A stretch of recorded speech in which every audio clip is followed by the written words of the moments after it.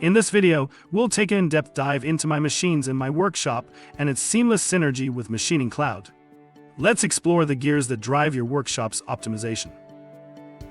We've made it easy for you to manage your machines. From the home page, click on My Workshop. Here you'll find all the machines you've previously created.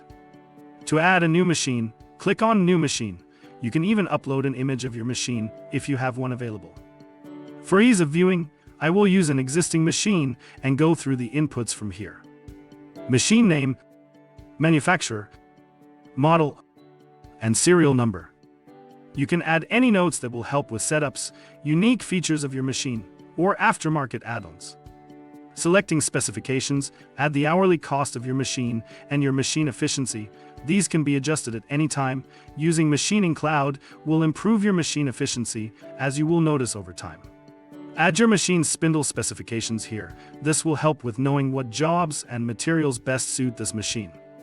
Add any documents associated here, maintenance schedules, aftermarket manuals, or any important documents. With these simple steps, you'll have all your machine information organized and easily accessible. Enjoy managing your workshop effortlessly.